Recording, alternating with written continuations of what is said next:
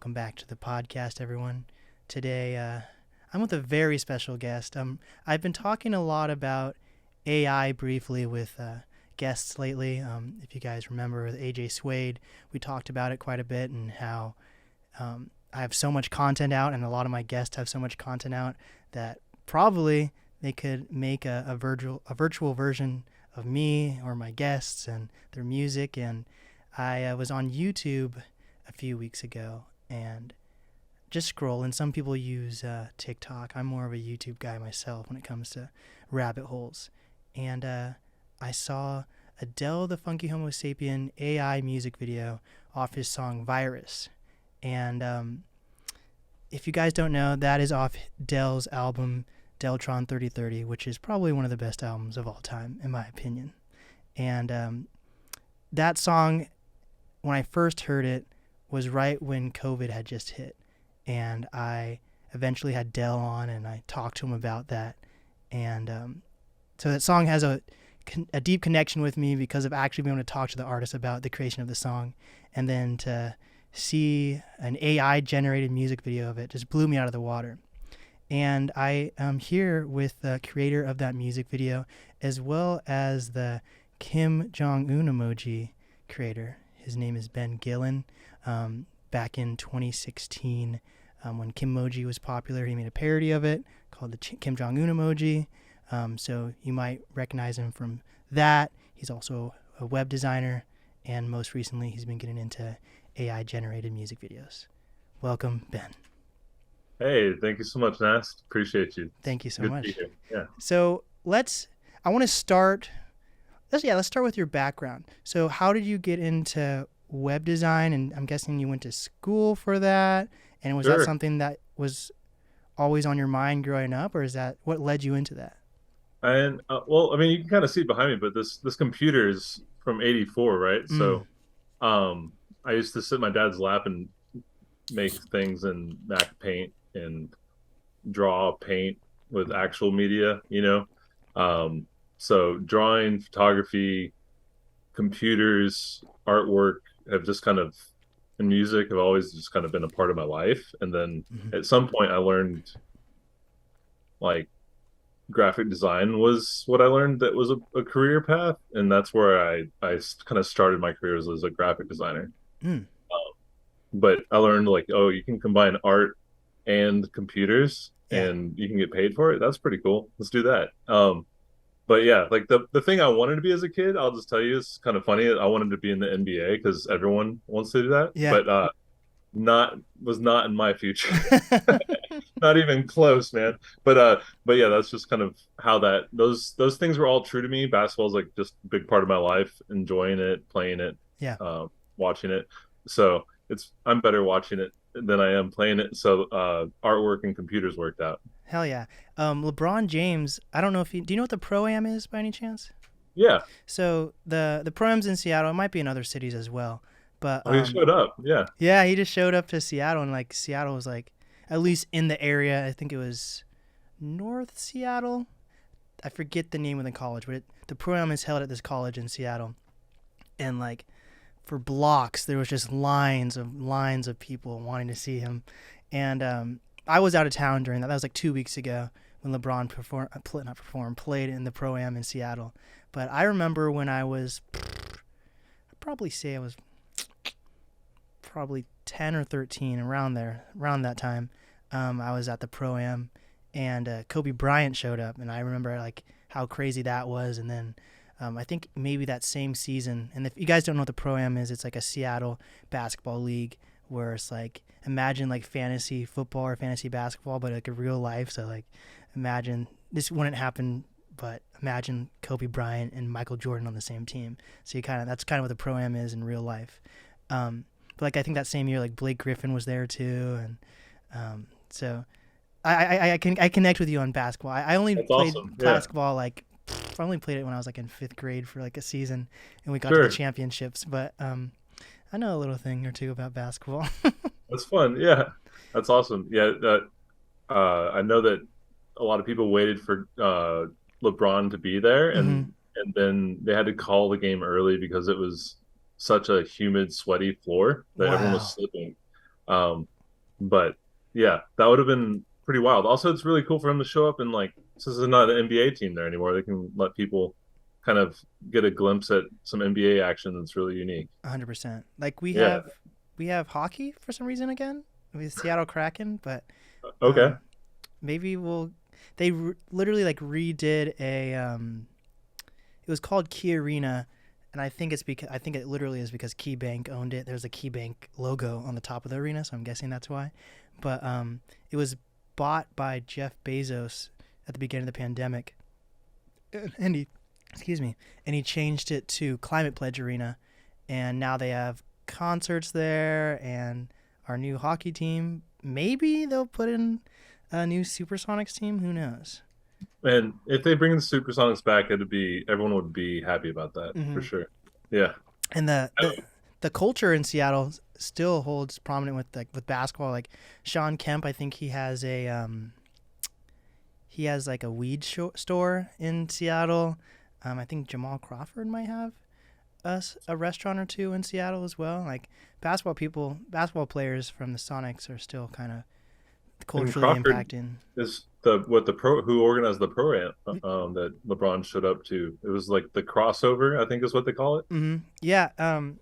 My family used to be involved with the pro am, and the team that they were involved with was Jamal's team. So like I grew Okay. up knowing Jamal. It's kind of craziness. That's cool. Yeah, that's awesome. Yeah. So enough about basketball. We're both nerdy guys here, right? I think. Um, so were you ever into just painting then, or Yeah. so?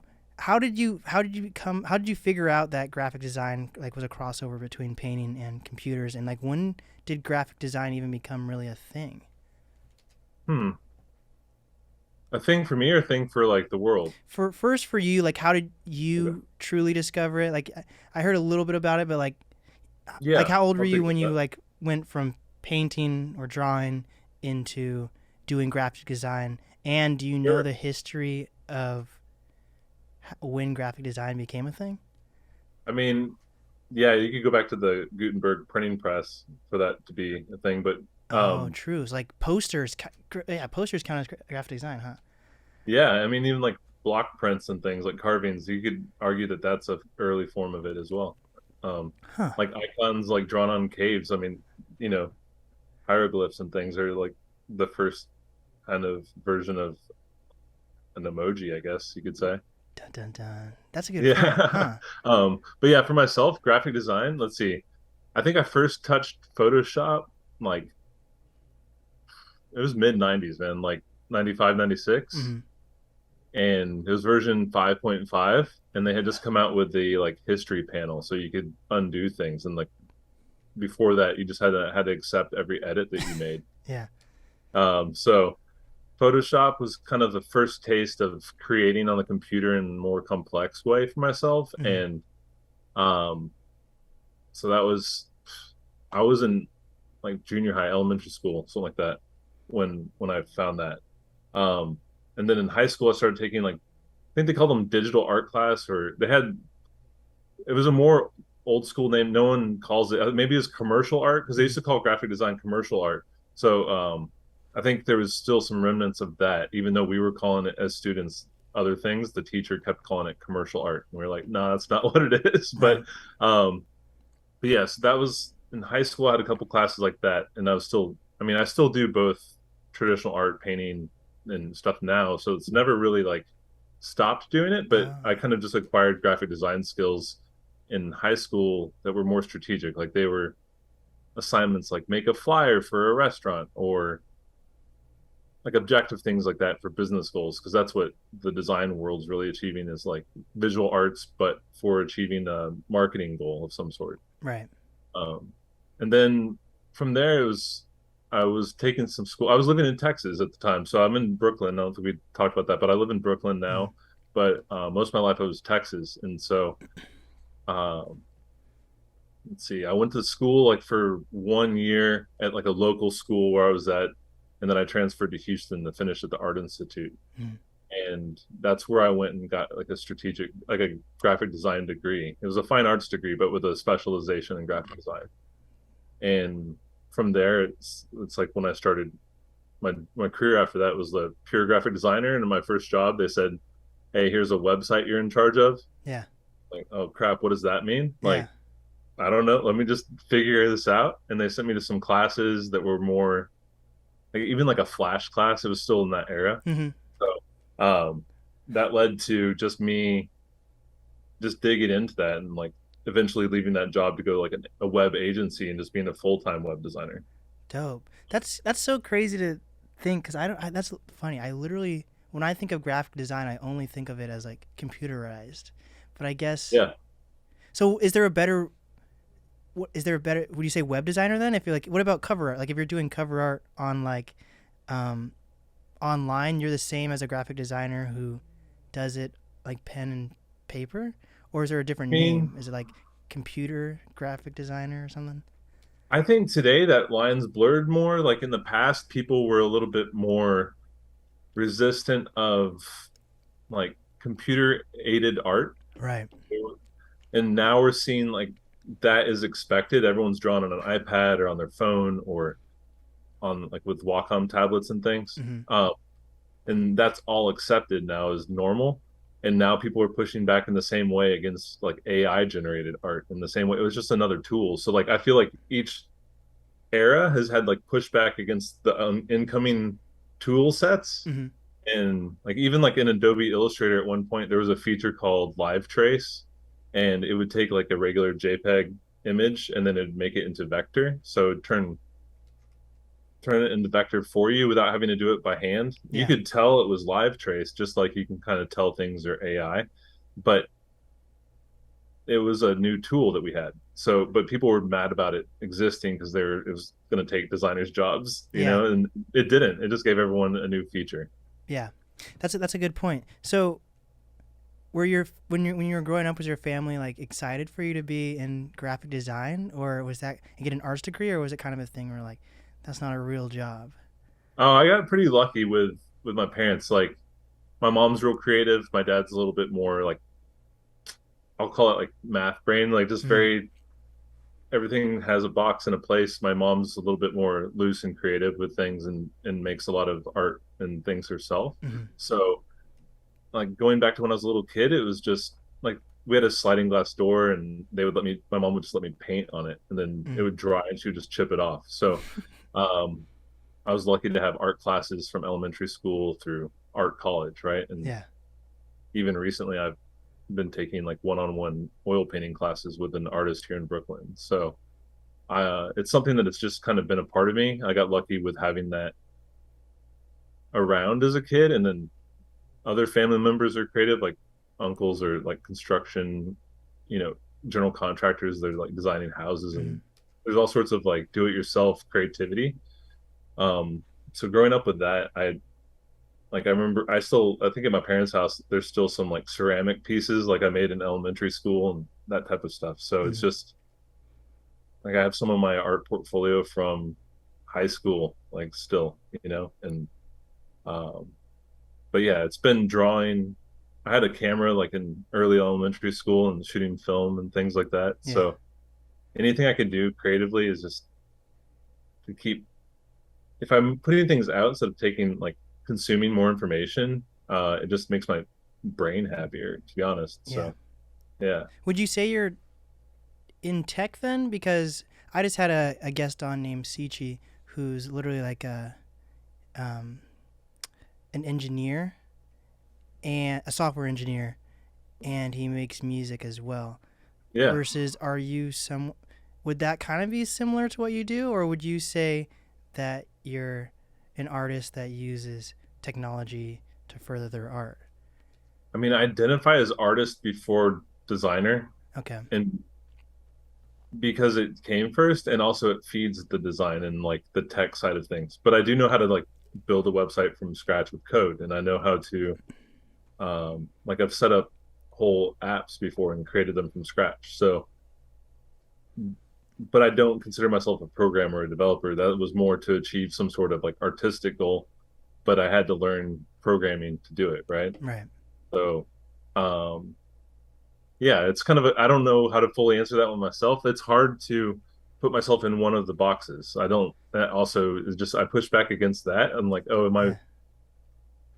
am I getting too understood in this one thing? Like I want to learn another thing then. Like it's kind of always growing mindset. So like my jobs, I've been primarily on the design side of things where I'm designing maybe a website the way it looks and feels, and then working with a developer, engineer, like a programmer to implement it. But I've Mm. also been the guy implementing it. So Mm. uh, yeah, so we Do can do you think summarize that one. Yeah. do you think artists accept technology at this point, or do you think you're kind of ahead of the curve? Is it curve? No, curve, not curve. Ahead of the curve to like accept um, the overlap of technology and art. Hmm, it's a good question. I try to be learning something new, and that usually is finding like the edges of where things are. So usually in my friend group, at least, I'm the one showing them something new. Mm-hmm. Um, that friend group's pretty diverse, and there are a lot of different types of creatives and people that aren't creative, and everyone's creative in some sort. So I don't even like that term, but like there are people that make art. There are people that are like real into like chefs that are real into cooking, or like even just people that are just like work at regular just kind of office jobs. But Mm. uh I'm usually like making stuff and people are asking me how I made it, Right. and or like maybe I'm learning a new software just because I want to see how it's made to like then maybe influence something I'm making, like always as a kid taking things apart to see how they worked, and sometimes breaking them and not being able to use them again. But that was equally as fun as playing with them, taking Right. them apart. So um yeah, always learning, tinkering, playing with new technology. And the consistent things are like painting, photography, drawing, and computers, but like what I'm doing with the computers changing all the time. Right. So did you know that you wanted to make a living?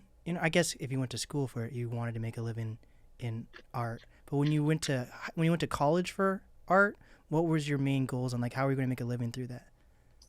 Yeah, so that hmm the the school itself like had good marketing, like to get you there, and like when you get this degree you're going to make X amount and that type of thing. And that was like it's never really been the motivator. You need to make money to live in the world we live in, but that's never been the thing that's like made me want to create something, because that kind of comes secondary. And also if you're leading first with that, like I would say like the creation process gets a little tainted.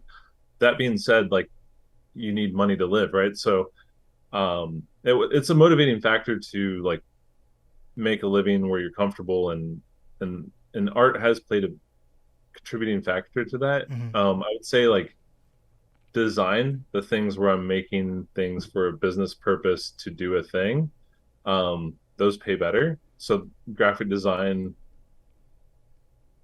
was the like tool to get me there. Mm-hmm.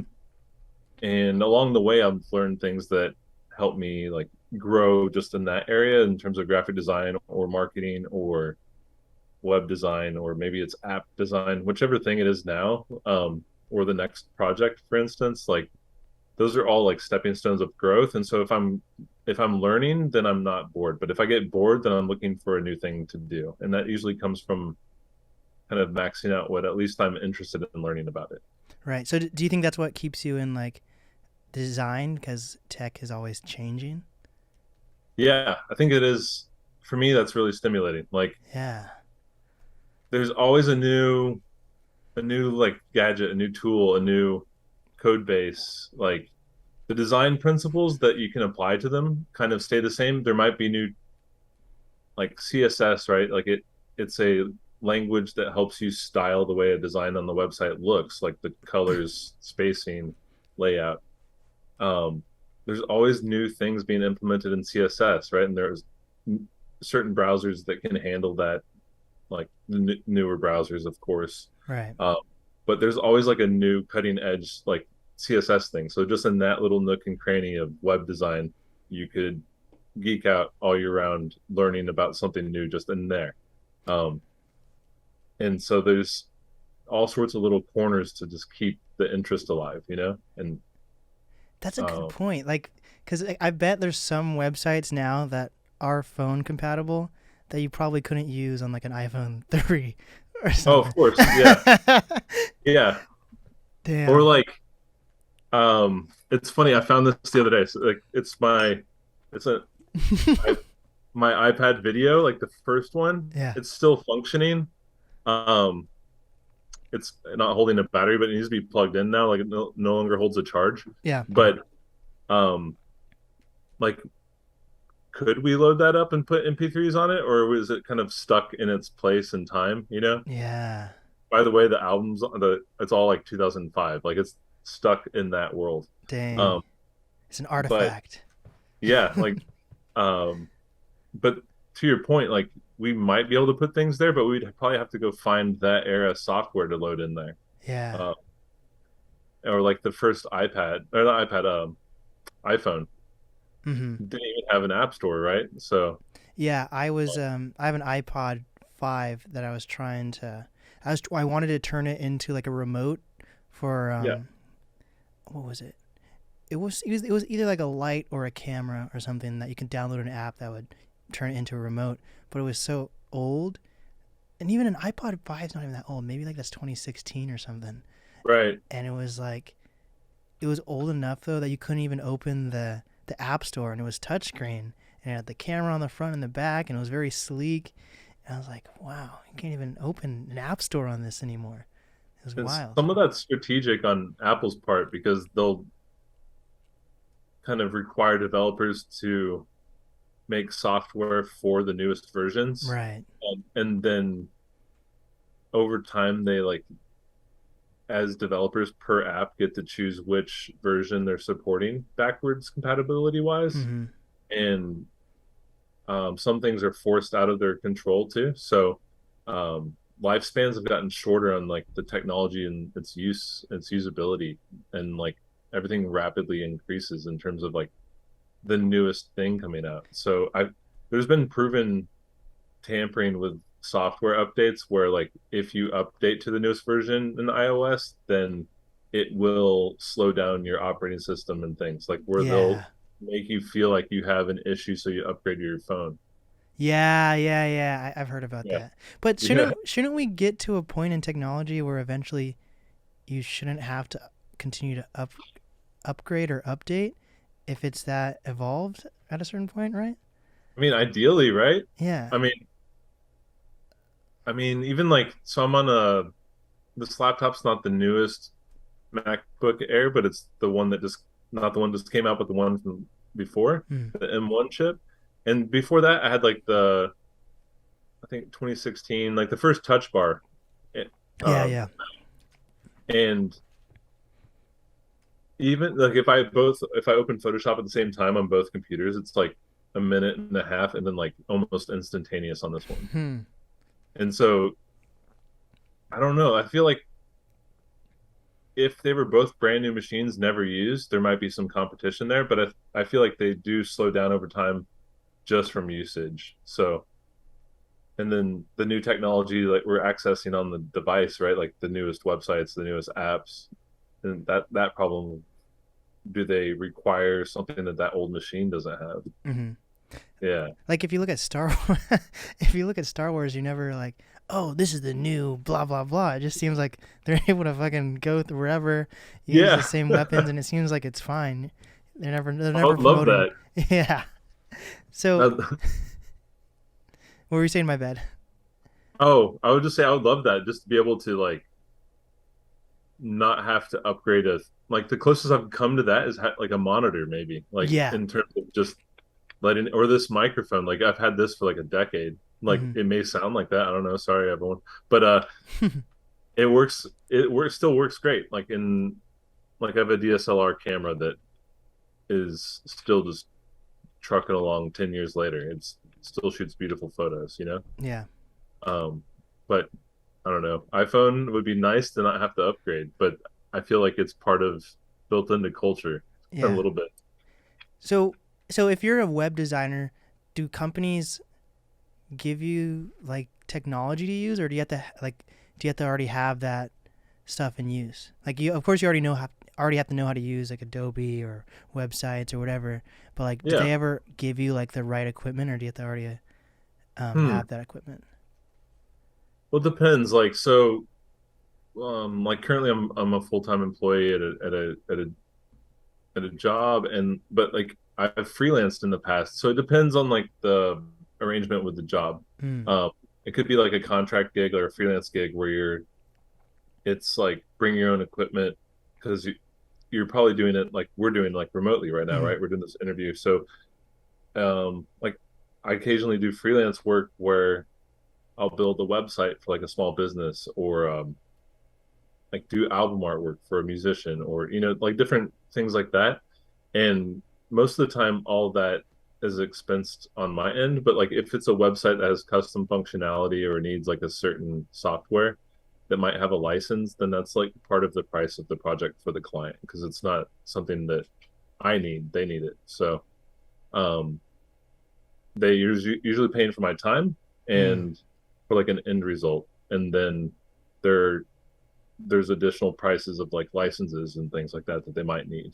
Yeah, um because it's kind yeah. of I'm young, so I'm this is like what is it? It's I'm just saying from what I've understood. There was a point where like you had to pay like thousands of dollars to like have someone create a website or do graphic design for you, and it's kind of cool that now people can do like freelance or like I forget what podcast I was listening to, but this comedian was making a joke about like how they like spend thousands of dollars on someone to make like a promo video for them or something, and now you just see someone go on TikTok behind like a shitty green screen or sometimes not even a green screen and get like millions of views.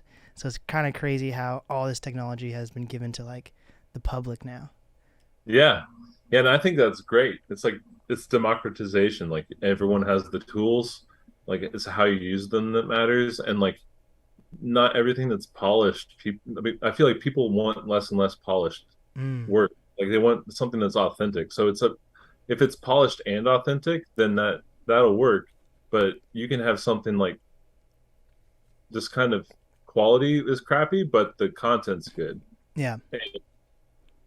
Like for instance, I'll use a non-content thing, but like a website everyone knows, like Craigslist, right? And it is ugly, like, Yes. just, right? So it's not good looking. It's functional. It gets the job done. It like works. So like that is an interesting design challenge, right? I've never thought about that. That is such an ugly website. Yeah, or like Amazon, even like eBay, they're not good looking. They just sort content well. Yeah. Yeah. So I think that being said, the content's good, right? Like, Yeah. so I feel like that's true for like TikTok or YouTube, Mm. memes, even. Like, if it's a really polished quality image, it's not really a shareable meme. It needs to look like quote unquote like deep fried, right? So it needs to Yeah. look a little bit like it's been shared and it's lost data, and so it loses quality. And that like a misspelled meme works better than a meme that's spelled correctly. Yeah, but don't you, at the same point, like if you're an artist and you've been working on this type of stuff, like even simple as a meme, like if I was to make a meme, I would want to make sure everything's spelt correctly, and like each promo video I make, even though they're under a minute long, that easily takes me hours of time to Right. make. But like it seems from my understanding, like you're kind of excited though that these like resources and tools are available for use. Yeah. So, what are your opinions on the other side where people are kind of like upset that these are available for everyone to use when they've like used to slave hours and hours to work on this type of content or Yeah. whatever. I mean, it depends. Like, so giving everyone the tools, right? The cream always like rises up to the top. Like people like good content gets surfaced, and Yeah. that's you never know. Like as a creator, like I'm sure you know this like firsthand. Like you never the things that pop off never are what you're like planning for, expecting, and things you plan for don't work. Yeah. Like so, um, I don't know when and what is gonna be cool that I make, but like in terms of the like your question around, could you reframe it again? Like, Like, what do I'm you sorry. think? I don't even know if the gatekeeping mindset. I guess. Yeah, I guess that maybe. Would you it say is that like bad. holds people back? Yeah, I feel like people that are gatekeeping are holding themselves back, really. Hmm. Like, there are like, yeah, it's so it's gatekeeping, like, oh, that's not art, or no, that tool, like if you use that specific tool, it's not an outcome that's quality, or like I feel like, so for instance, like the most recent version of that is AI things. Mm-hmm. And um I think that people, one, they're just getting mad at something without understanding it. So that's one. Um or like if it's a new Photoshop feature that maybe like lets you stretch the background and then it fills in the difference of what would be in the background. Like that's a small version of AI that we've had for a long time. It's like content aware fill. Yeah. And like that feature annoyed a lot of people too. And so because in the past you had to go in and like hand paint it to look like it's filled in correctly. And not even hand painting, because then people argue that Photoshop's not painting, right? So like the argument kind of like has many layers. Right. Um, but I think that the people that are complaining usually aren't curious themselves. Like they feel like they're being left behind, so then they like say it's that thing's fault Mm-hmm. that's doing that to them. But then there's the same amount of people, if not more, that are like digging into it and sharing what they're learning and showing people like, hey, this is a thing that's possible. Like, but it's just the different, it's like growth and static mindset. Like you either are like growing and learning or you're like staying put. Like, and I'm always trying to like learn. When the times where I'm stopped making things, I've gotten really depressed, you know? Yeah. So I feel like that energy is understandable. If you've ever like stopped making things and gotten a little depressed, then you can understand why people might be lashing out at something that makes them feel like inferior in some ways. 100%. What Yeah. what side were you on like when I guess they're still around like NFTs? Like what side were you on when they first came out? Hmm. I didn't have a strong opinion when they first came out. Like I just, it was more like curiosity, like just trying to understand it. And even with crypto, like Mm. I will say I laughed at crypto. So I'll back it up to crypto and come back to NFTs if Yeah. that's cool. Um, like I was at a web agency in like 2009 to 2011, and there was some people there that were like setting up mining rigs, and they were getting like they were mining whole bitcoins at some points, you Mm-hmm. know, and they were telling me I should get in on it, and I just was like, oh, that's really dumb. Like Yeah. this was really judgmental. Yeah. There's no like trying to understand it or anything like that. It was just kind of like, oh, that's not a thing. This is very total dismissal. Mm-hmm. And I mean, look where it's at now, right? So, because I was wrong with that, I've tried to not do that again. Right. I've like, so if there's a bunch of people that are interested in something, there's something valid about that, even if I don't personally care about it, you know? That's a good And point. yeah, like I don't know, whatever TV show that we all think is too dramatic, a million people are into it. You know what I mean? So, um, yeah, just any like any drama television show that's just to make you not think about your own drama, you know? Yeah. Um, but like going back to NFTs, I think so. Crypto's interesting just from the technology that's underneath it, the transparency with like blockchain. I think that's really cool, Mm-hmm. especially from like an ownership of your own content and your IP. So, and seeing where transactions are being made, and that can be applied to anything. So that's really neat. But I think NFTs, like I have one, but it was gifted to me for like attending some tech event, right?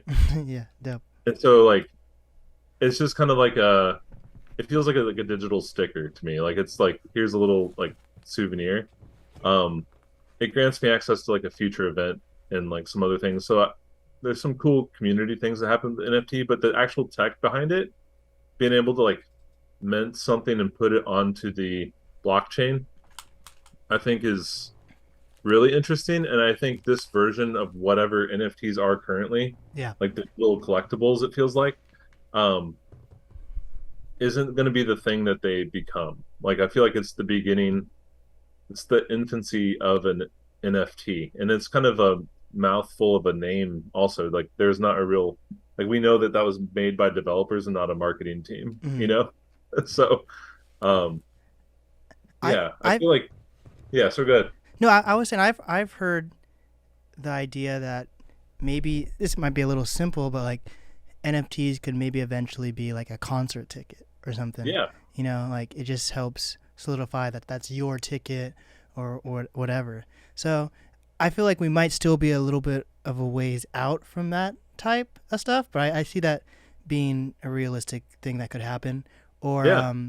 like Tory Lanez, I think it was Tory Lanez, like last year, or the year before, he dropped an NFT album and like what was it? I think he only sold like one copy or very little copies for like something like $10,000 or something, and like Oh, within interesting. an instant, I think it was like within like 10 seconds, he became a plat. The album went platinum because of the price range of it compared to like if you were to sell multiple albums that led to that price range, you know. So That's that awesome. that's kind of cool to see things like that start to Yeah, happen. Um, there but are like community driven things. Like so, if you buy a certain NFT, like you can think what you want about Board 8 Club. Like it yeah, feels like a rich club, but like they're the one that's always in the news, right? So buying one of their NFTs gets you access to events or whoa, like special like discords that's just everyone that has one. So you can get into these kind of exclusive clubs, which like I know people that have had like a Board Ape and like flex. other yeah, like and other things, but like they some people that have access to some of these groups, like they're also saying it just kind of feels like I don't know, like just like tech bros talking to each other. You know what I mean? So Right. it It's not at its full potential yet by any means. right, but you're also getting these like small communities that are closed off, right? And then that's like the price of entry is very high, so it kind of, in my opinion, goes against like some of the beginning ethos behind the internet, which is like opening it up to the world. um you can find your people, right? Like we both were connected because we both love Dell, right? So Yeah. like that's um uh the internet does that, which is really cool. And I think NFTs, if we're not careful, we're going to become more like exclusive silos of communities. Mm. And like crypto as a whole is talking about decentralizing things, but it's also just a bunch of centralized places. Like it's not, it's decentralized, but there's no connectivity between the decentralization. Right. I also feel like crypto's kind of a thing where you really need money to make money with that type Yeah. of deal. You know, so like there's different levels. There's either like you're either need money to buy crypto and then, you know, the stock goes up or whatever, or on the other side, I've had friends who have made crypto and literally to make a successful coin because one of my friends has made multiple, you need a crazy marketing budget, like tens of thousands of dollars to get it in the eyes of everyone, you know. So like even then you need money to make money that way. So it's still like I don't think like just the because you're in Brooklyn. I don't think like the average like teenager in Brooklyn's like, man, Right. I need to get that crypto right now. You know what I Yeah. mean? They're more probably thinking about how I can buy this new pair of Jordans or whatever. So Sure.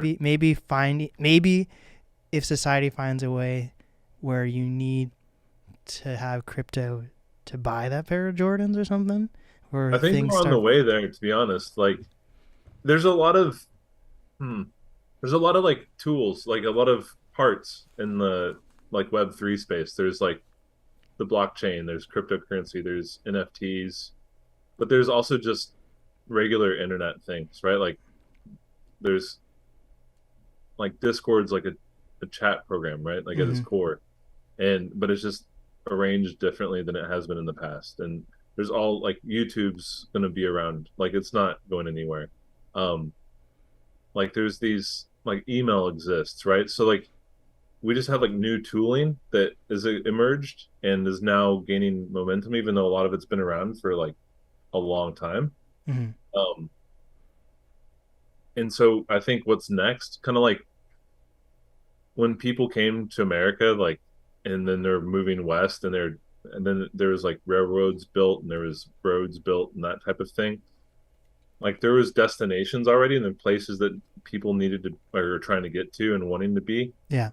But like no, like people that got rich back then were like the people that built the railroad, not necessarily like sold the things, you know? Mm. So people are now there's like, I don't know, Coinbase is like one place where people can buy crypto, or um like OpenSea is where people can buy NFTs, right? So like, and those are connected, like you can buy things connected to that. But like once you buy the NFT, like there's not a really like a real good way to like for people to see that you have it, which is kind of probably the point, right? So people now are like putting that in their profile photos on Twitter or wherever, and but it's really like groups of people that know about it, but it's not really like serving a full purpose in like everyday life. Like, so there needs to be more like common uses of these same technologies that help you do daily tasks. So you're saying like buy some shoes, Mm. like that type of infrastructure of being able to do everyday things is what would make, if people made some of these like connective tissue pieces that help people do specific, I don't know, tasks, everyday things, like then those people are going to get even more rich, you know? Like PayPal was kind of like an early version of that type of service, like help people move money across the internet. Yeah. And then everyone got rich involved with PayPal, you know? What would be your defense towards people who are like, why are we even talking about like NFTs or Bitcoin, and why would we want that to be in society in general? Hmm. I don't know. I mean, I don't, the way I think about it is like a little bit of why not? Like I'm not invested in it at all, right? Mm. Um so don't send your NFT hate to me. You know what I mean? But uh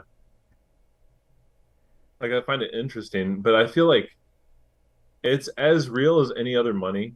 Like to be fair, like money is just an idea we all agree upon as having value. So Bitcoin's no different than that. And the fact that it's like, or crypto as a whole, like is transparency involved, which there isn't in like our current monetary system. Hmm. Just like new money can be made at any point. Like, what is the cost of that? We don't know. It's just kind of like all an idea and a belief. And so at least it's quantifiable. Like, you know how many Bitcoin exist? There's a certain amount. Yeah. And that's interesting. Everything being like on a ledger that you can go back and see what's happened is interesting. And then like ownership of assets and like the lineage of an asset is interesting.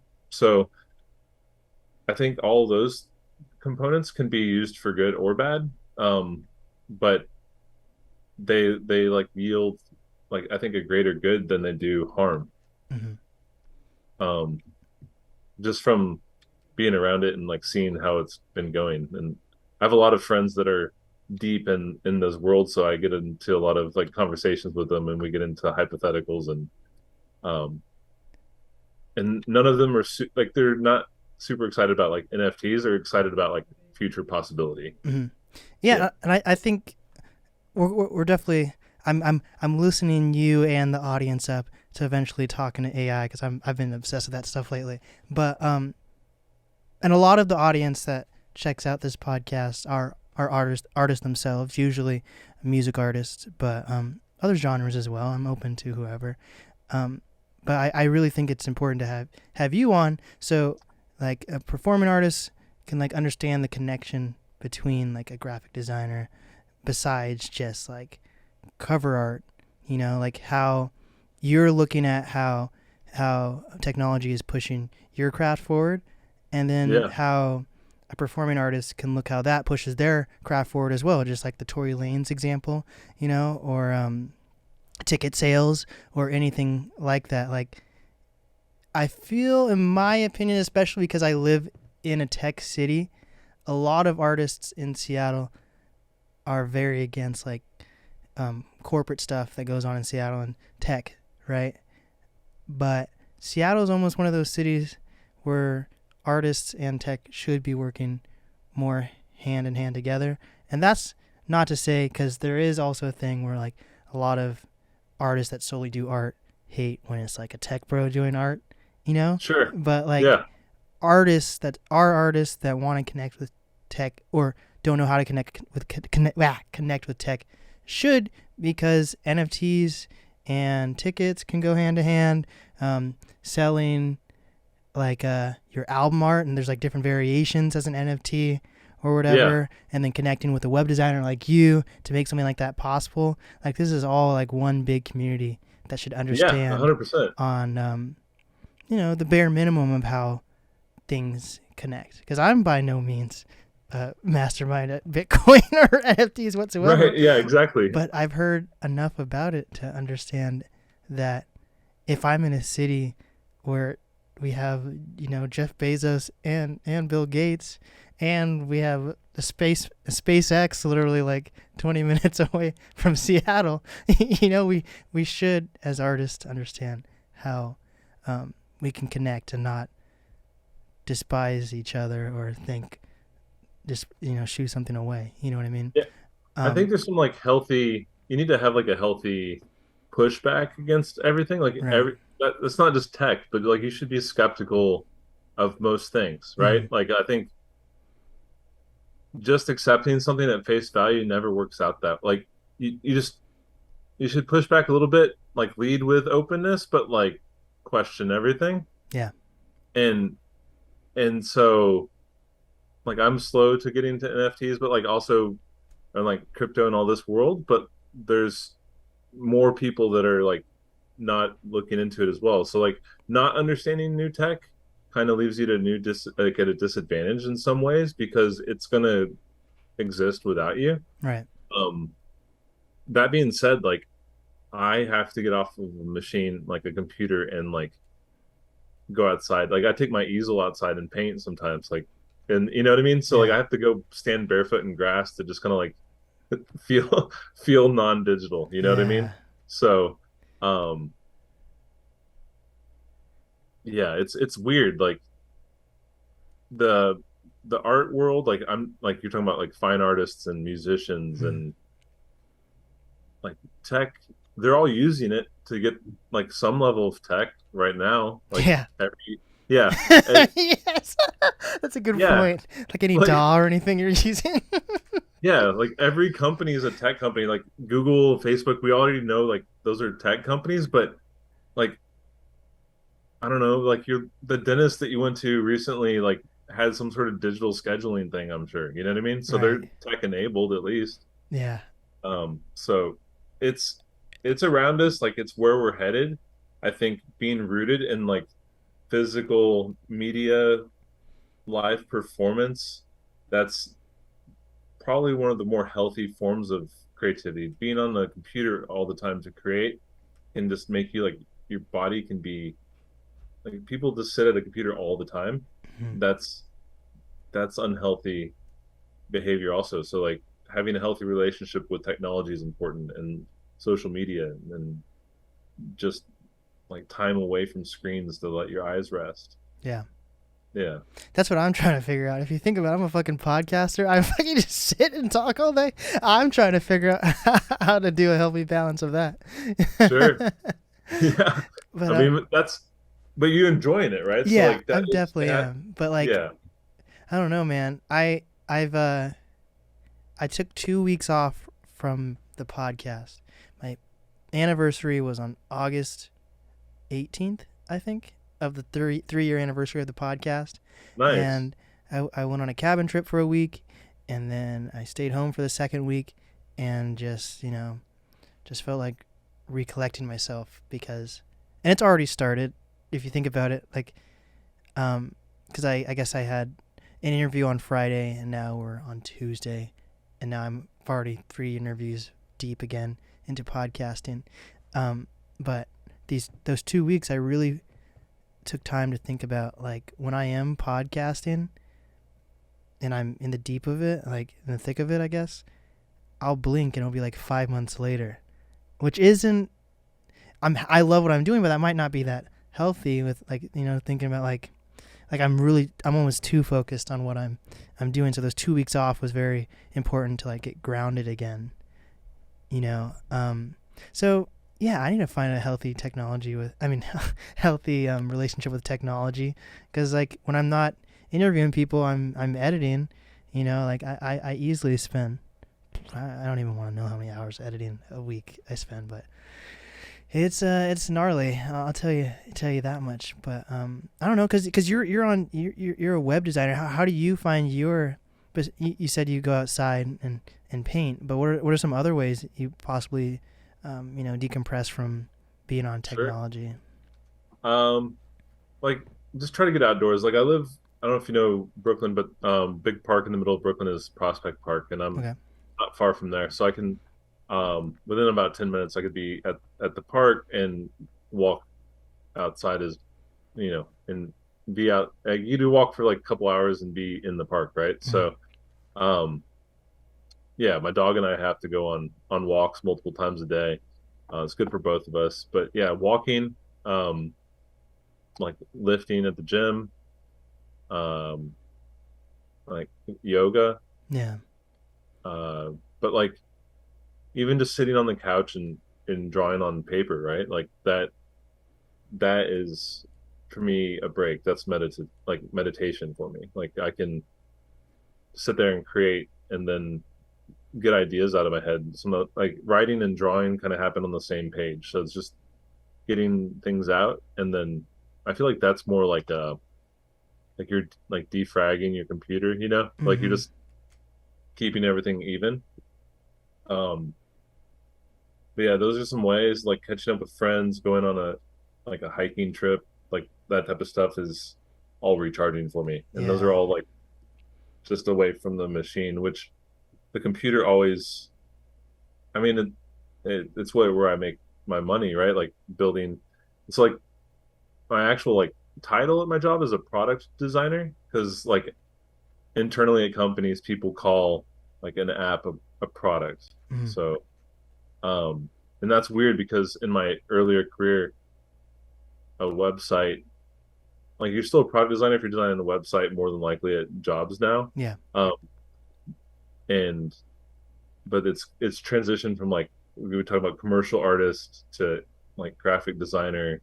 There's still graphic designers, but now people call them like visual designers. Mm. Um, and so that over time the naming has changed, but the tasks are essentially the same, but the tools have also changed. Um, and but yeah, it's kind of interesting. But yeah, those are in basketball occasionally. I haven't been doing too much of that recently. I tore a calf muscle in 2019, so Oh man. been doing more like biking and things on the ground. Yeah. So yeah, That's a good point. But I guess also you made a good point that like even when you're not on technology, you still like to do art and things. And yeah, I guess I have to like I tell people that I do podcasting and stuff, but also I have to realize podcasting is part of my life versus just saying I do podcasting. Because sometimes people make jokes. I'll just be hanging out with them, and they'll be like, "Is the podcaster voice on right now, or the podcaster questions on that's right funny. now?" Right? But then, Yeah, and sometimes I'm just being me. I'm just excited to talk to people. But I guess that's also different from just editing all day. So maybe accept that podcasting is a part of who I am, but editing and being at uh, a laptop or a monitor all day doesn't have to be yeah. part of I mean, my yeah. that's like a side effect of you wanting to like being curious and wanting to talk to people, right? Like, so Yeah. you get recharged from having these conversations, and then like the work probably is more the editing. Like, Yeah, that's a good point. yeah. So I wouldn't even say like podcasting. There's many components, right? Hmm. Like you're wanting to like talk about creativity at your core. So and then that inspires you, and then whoever's watching, and like it has a ripple effect, and that's Hmm. like so by creating, you're helping other people create, and like that's really cool. But then the tedium of editing, right? Like Yeah. that could, I'm assuming, wear on you because that's the longer, like less fun part. But the fun part of publishing comes at the end of it. Yeah. Yeah, So let's get into um, AI now. I sure. think we're all warmed up, um, ladies and gentlemen, and people whoever. This might get a little nerdy, but I've been this. You're the first person I feel like I can genuinely like talk to about like AI type stuff, which is really Sure. cool. I have no idea. First of all, I don't know if you know who this is by any chance, but do you know who Duncan Trussell is by any Yeah. chance? So Duncan Trussell is like one of my favorite podcasters. Most people know him from the Midnight Gospel, which is a cartoon he has on Netflix, which is really cool. It's his podcast turned into like dialogue for these characters. Um, but he's also a comedian, and he's really big into interviewing. Like, he literally had the guy who um, outed Google for making like that sentient AI. Like that guy came on his show. He interviews like wizards. He interviews just like craziness, right? And one of his, this might have been a few weeks, no, a few months ago at this point, but he had brought up, um, was it Midjourney? Yeah. Well, actually, okay, back up a little bit. Duncan Trussell plays an important part of why I'm obsessed with AI. Okay, guys, he's a very eccentric podcaster and comedian, and he likes to interview people of all types. But before that, one of my favorite YouTubers is named Meat Canyon, and crazy name, but he like turns like your favorite childhood cartoon, TV show, or movie into like a messed up like short where he recreates everything, and like you're like scarred by the end of the video. Oh It's no. really funny, but he's an amazing, talented artist, um, visual artist, and a few months ago he had an episode solely dedicated to app.wombo, which is the first. Do you know what app.wombo is? First Cool. time hearing it. So app.wombo was the first AI generated website that I had heard of because he had been promoting it. And you literally type in, actually my personal, it's not, anyone can follow it, but my personal Instagram is Blake Nast, and my profile picture is Seattle on fire, and I typed into app.wombo Seattle apocalypse, and that was the artwork that the website had generated. And like each time you type it in, it'll be a completely different generated piece of form, and the more if you're like Seattle on fire with trees and blah blah blah, the more detailed you are, the more detailed the picture will be, and you could do different styles and things like that. And that's how I figured out what AI artwork was.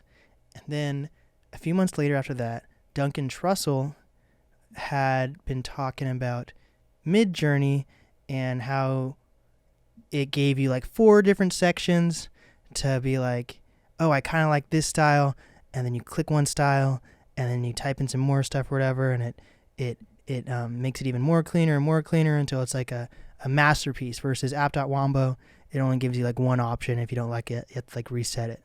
But Midjourney is a pretty intricate AI platform that you have to have a kind of been recommended to go into. Like you have to have a, what is it called? You kind of, It used to be in like a beta invite, and then oh, it's not they beta opened anymore. it up. They opened up recently Oh to, yeah, wow, the public. So it's actually become the biggest Discord over Minecraft. wow. So I Yeah. found Midjourney when it was in beta, Yep. and I literally had gotten an invite to start using it, and Yeah. so and that's the platform that you use, correct? Yeah, and I also use Dolly, and I've used like Crayon, and I've like another one's called like Night Cafe. I've tinkered with a bunch of them, but Got it. Midjourney is my favorite. Yeah. Hell yeah.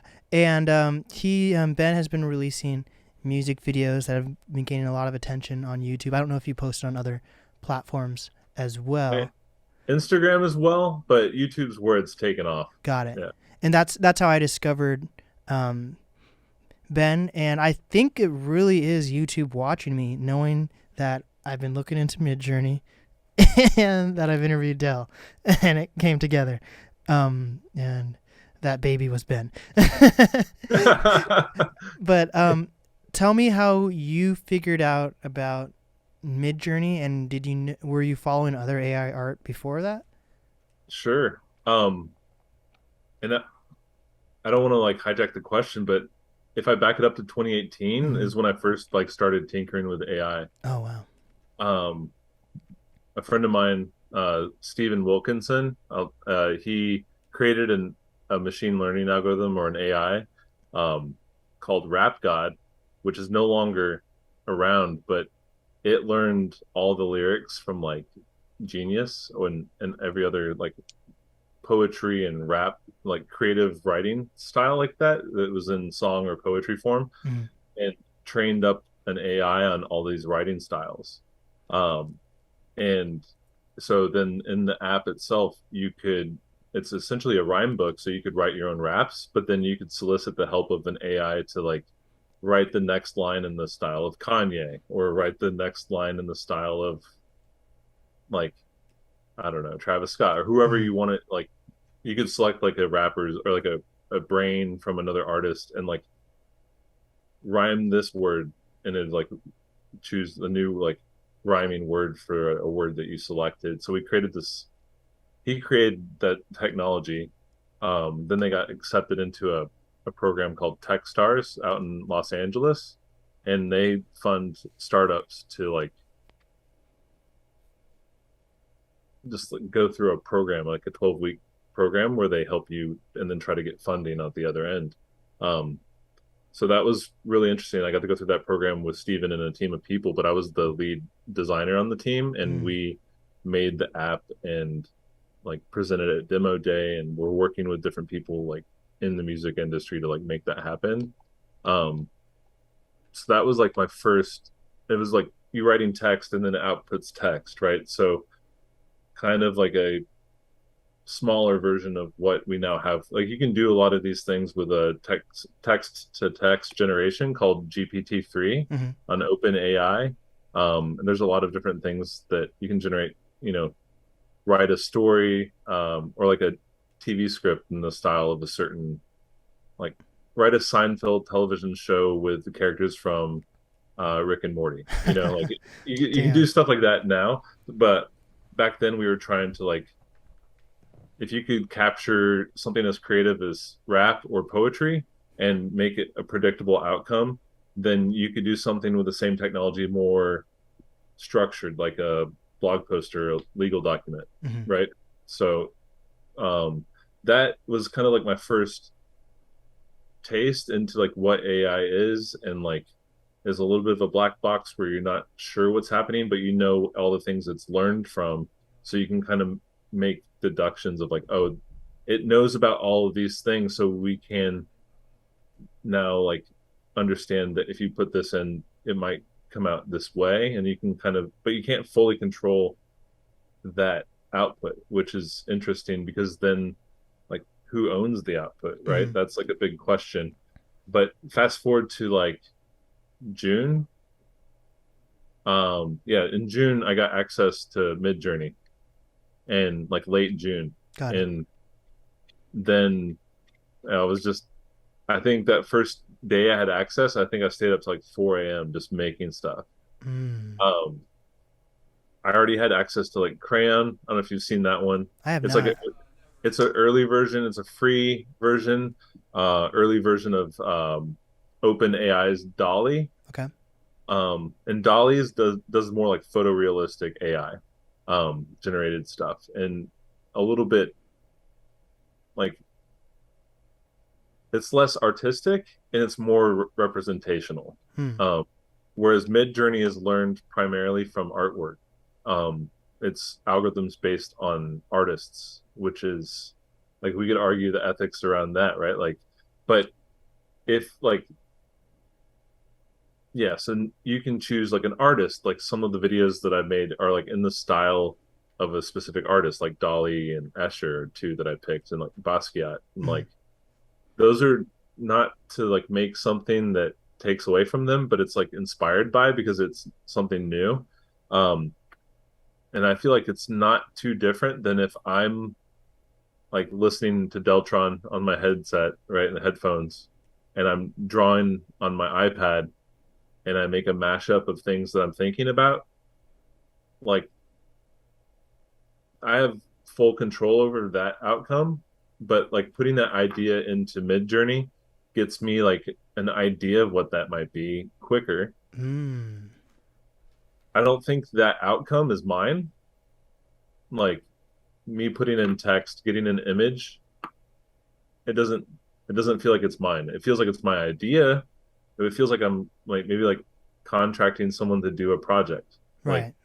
if I asked someone to design a logo, I can give them like my like constraints and like what I want that to be, an outcome that I'm looking for, and then they come back with some artwork, right? It's the same process. So that's drumming up some fears in some people, but also you can tell it's AI. So like I think all of July I was just messing with AI. Like little like on my Instagram, you can go back to that point and you can kind of see some like earlier versions of what these videos might look like, but they're just like single images kind of like fluttering around. Hmm. It was like a happy accident. I like accidentally generated the same image. Like you can, like you mentioned, it says like you can input text and they call that a prompt. So Right. you you structure your prompt and then you have it imagine that. It's really neat. You say imagine and then you put in what you want it to imagine Mm. and then it shows you a grid. And then if you want one of those options to be larger, you can upscale it. And upscaling means it makes it bigger, but it interprets what all those details are because it's like low res in the grid, Hmm. and then it becomes like high res, and then there's one more layer of that where you can upscale it again, and that requires a paid account with them. But I've been doing that version so I can get these like high resolution images out of it, Hmm. and they're not that great for print. Like I think at 300 DPI, which is what you want to print things at, and screen resolution's more 72 DPI. Right. Um, so if you like make it where it's 300 DPI, it's around 5.5 inches at the longest side that you can print a Midjourney image at the appropriate resolution Got for it. printing. Right. So I was like learning these like constraints of what the AI could do image wise, but in one of those upscales, I thought I hadn't pushed the button yet, and so like I kept pushing it, and then it spit out like 10 of the same image, each one like slightly different, Mm. but just slightly different. So like if you notice in the videos, they're kind of like a little bit like a weird texture moving around. Oh, that's what I was going to ask. How did you make it move? Yeah, that was just an accident, like a glitch that I like. So now I like intentionally make certain amounts of the images to then loop together to give it a texture because on a static, like if you just put the image, it's like a slideshow. And like, even if But you had film grain, it would still just be like a slideshow yeah, with film grain. Got it's it. just a cool image. But then this becomes like its own, I don't know what to call it. Like it's its own thing. But I started doing these like little visuals like that and putting like a music track to it on Instagram. Just like choosing something for a reel, like choosing an audio, Hmm. um, and then putting like a single image, like Michael Jordan playing Michael Scott in one on one. You know, Yeah. like what does that look like? And then um, like Michael Jordan as an actual goat. You know, like what does that look like? So like like so those are some of my like Bob Ross with but his hair is made out of Weird Al Yankovic. You know what I mean? Like Yeah. just like weird thoughts that I can draw, and I've drawn a lot of things in the past that are weird like that. Um, but like the AI is thinking differently than I would. Like my outcome would also be weird, and but it would have a human touch to it. These are weird in a way that isn't human, and that is to me very exciting because it's new. But at the same time, there's people that like I get comments like all the time on these videos now, like this is soulless. It doesn't have like it's just Mm. interesting to me. I don't take anything personally with the feedback. Um, But do you think the fear is valid with people being like maybe directors are going to lose their jobs or certain artists might lose their jobs or what would you say to that? It maybe it might happen. Like I think if you're learning the tools and you're making things with it, then you're not losing anything. But you're also not necessarily going to have something taken from you. Like they're going to serve different purposes, and some things like I don't know what the I don't even think it's really a music video. I just didn't know what to call it. I just like here's a thing. It's to music. It's not a music video. Like Mm-hmm. it's a thing. But I just tried to make it like digestible to understand. So I don't think it's at a place like I don't think AI is smart enough or like mature enough. Let's put it that way. Like, it's very smart, but it's smart like in a limited knowledge. Like each AI is smart with its like specific thing. When we talk about decentralized stuff, there's no connective tissue between AIs, right? Right. And so that's going to be that way for a very long time. And it would have to be intentional for them to like integrate. And that would have to be a human doing those things. So like there were times when we were generating text, like writing in the rap book, right? Like, and it would kind of glitch out and then start talking about itself. But was it really like, or is do rappers just talk about themselves? So the thing it learned from is like self-referential. Mm-hmm. So like it's all about me like bragging or like talking about what I'm up to, or it's a lot of me and I in the text that it learned from.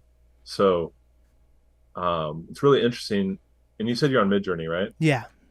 Like they have a weekly, I think they call it open office, but they do like it's the founders of Midjourney talking in a room, and they ask questions like for people to submit questions, and they call on people and they bring them on stage, and people just not to say on stage like it's just audio, um, but you can hear them speaking about it, and they're talking about philosophies and things like that. So they're not wanting people at Midjourney made me feel more comfortable like diving in further into it because their like thought processes that needs to assist humans and it shouldn't replace people. It should just be another creative tool, like a Photoshop. Yeah. Like yeah. So Those would they're be like, some cool people to have on the podcast, actually.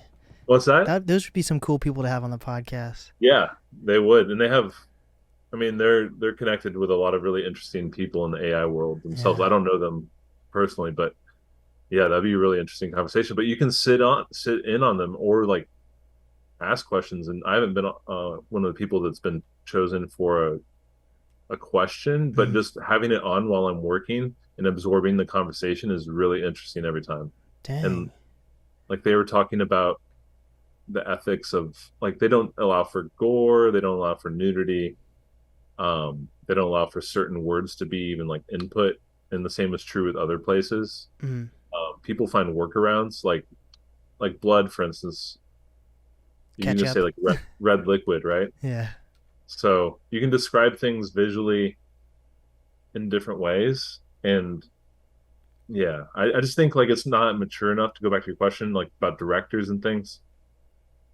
Like even one of my videos, like generating the images to make a video is like, I don't know, 8 hours like Mm. of me working with AI and then about another 10 to edit it Yeah, together. you have to put it on beat and everything. Yes, Yeah. 100%.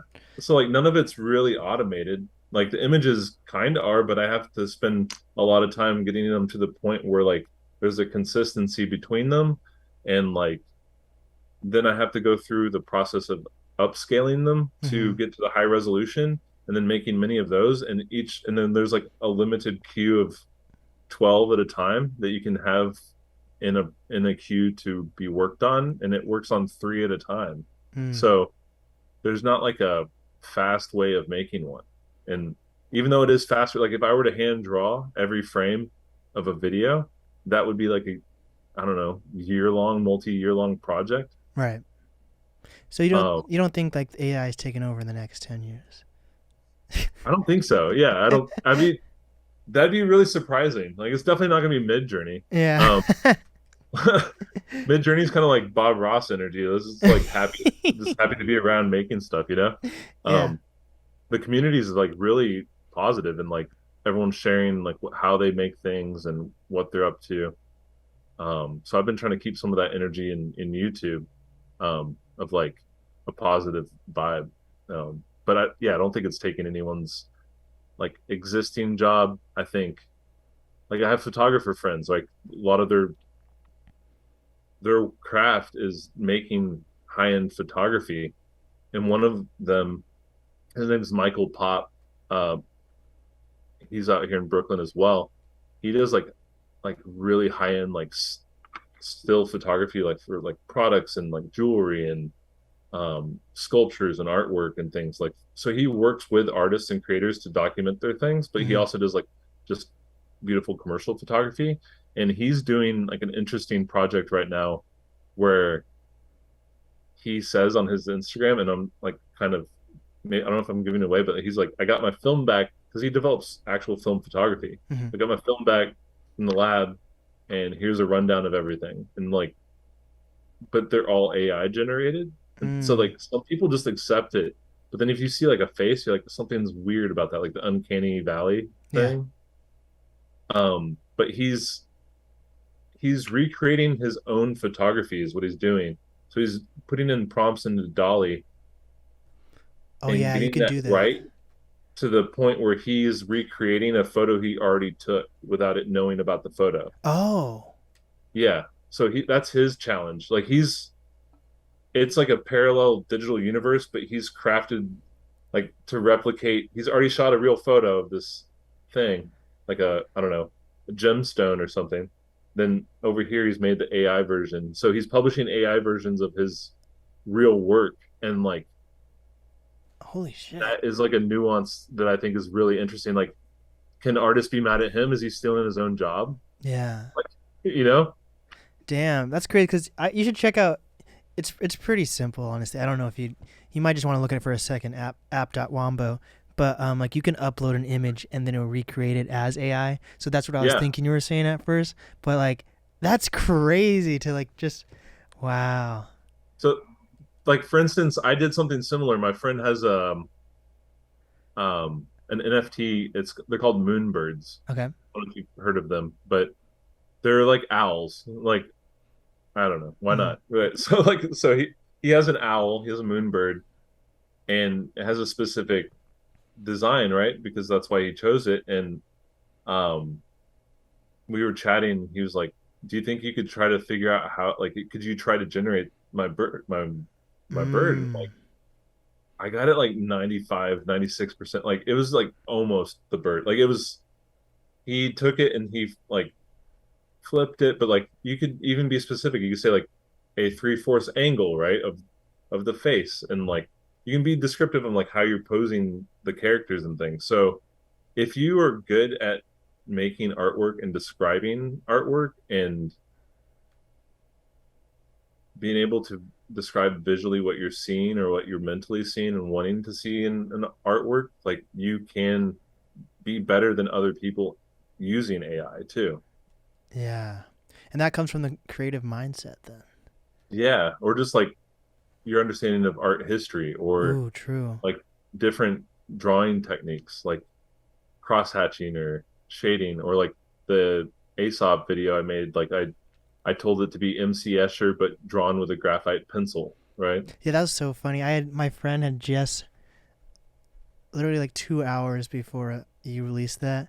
My friend had just told me about like when I get like he's like what was he saying when he like gets introspective or whatever he just looks at his wall and at the MG Escher painting he has and I'm like wow and so I was just thinking about that all day and he's like there's something special about this guy and I was like yeah you're right and then you dropped that video it was like holy shit. That's awesome. That makes me happy. Yeah, Yeah, Escher is like my all-time favorite. Like I just he just captivated me when I was like really small and like it's not gone away. yeah. Um, I got lucky. I saw one of his exhibit in Boston. Like I was just going to I was visiting a friend in Boston, and we ended up going to an art museum. I didn't look to see who was there, and just happened to be Escher for Mm, the guest exhibit, and I just yeah, I was super happy about that. fuck I've been going I haven't gone in the past like I'd probably say I haven't gone in probably 4 or 5 months at this point. But like I've been starting to get really into going to like museums and stuff. They're cool. Yeah, That since you're into music, I mean, is that he's Yasin Bey now, but Most Def Yasin Bey, Yeah, yeah. he like did a specific album Mm. that I live not too far from Brooklyn Museum, and I didn't actually get to hear it, but it's an album that was only played in the exhibit that you had to Yeah. like leave your phones outside and you just went in and experienced the album, and that's the only place you could hear it. Yeah, Like, I heard about that. That's crazy. That's almost that's real. That's like real life NFT. right. That's a true one of one. Like Yeah. Wu-Tang did that with their one record too, right? Yeah. Um, Damn. like I mean, artwork, like traditional artwork is one of one. Hmm. Um, like a vinyl, right? Like you can control how many are produced, right? So like those have always been limited runs. Or like prints or I mean, you can make anything limited. It's just like proving that it's limited. Like trading cards are real popular and like again, right? Hmm.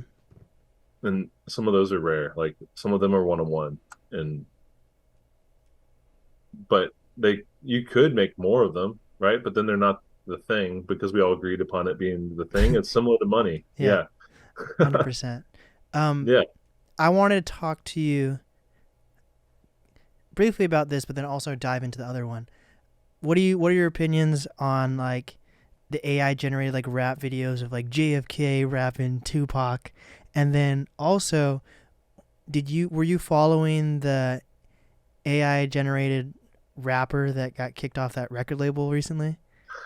I only heard about them after that they got kicked off. Hmm. Um actually I haven't seen the JFK one like you're talking about. Oh, there's a lot of them. There's like on YouTube. I haven't seen them as much lately. I bet if I just looked it up, it would pop up. But I Is would. it the deep fakes? Yeah, yeah. Yeah. So it would be like Okay. deep fakes of like Donald Trump rapping Wiz Yeah. Khalifa or JFK rapping a Biggie song or Sure. anything like that. I remember like a year or two ago, that was like always in my YouTube feed. So what do you? I guess yeah. What? I guess that kind of relates back to like the rap god thing. Sure. Do you think there's a moral thing about like trying to make? Because a Hmm. lot of the time, I guess I hold AI artwork to a different degree than music, because a lot of those, if you're Yeah. saying MC Escher or like Picasso, most of those people have passed away. So I feel like I have less attachment to that versus like if you're rapping as Kanye and they're still alive, I guess I'm kind of more like morally, is that okay to do? But then you were also saying who owns that property. Right. So that was a interesting problem when we were like making that tech, right? Like so you could like choose the name of the rapper even because it just like learned like you're basically the AI is only drawing from that person's lyrics, but it knows all of them, Mm, right? Because we could all find that information online, right? yeah. It's there. So pulling from data that we could all be inspired by and then making something new, like it's just what art is as a whole. Like you see stuff, you steal a little bit of from like 30 places and you make something new. Right.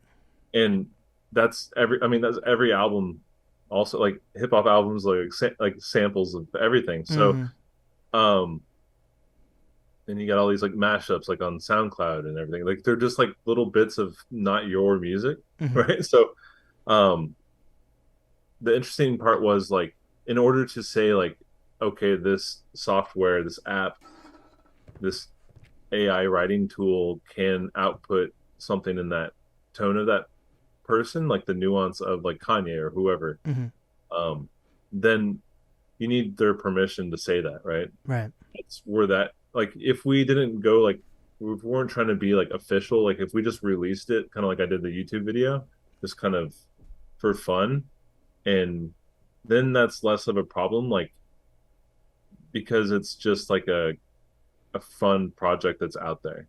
But when you're trying to capitalize on it, you need to like give some ownership of to who it's credited to. Mm-hmm.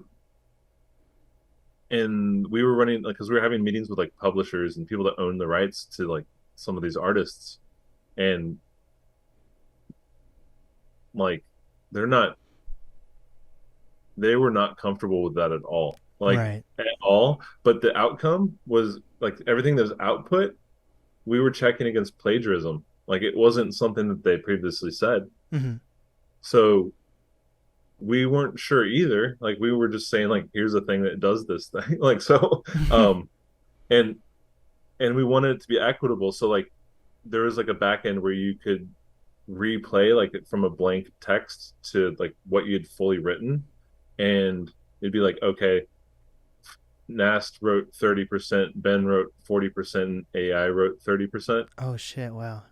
So you could split ownership. So you could even like break it apart for rights. So if you wanted to like collaborate with three people and two of the AIs, then like you could split up ownership and figure out how to split that if you were making money with it. That was like an underlying tech that was more for like those from those conversations we had. We needed to show like you could eventually like include that into like blockchain technology, right? So you could see like there's no idea and here's the full idea and here's how it was birthed.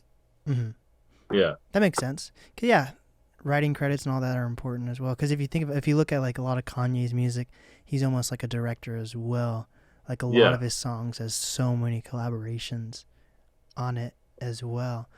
So that's kind of interesting though. If you think about it in that way, how do you know for sure if it's copying what Kanye's saying versus a collective of people that are helping Kanye write that song?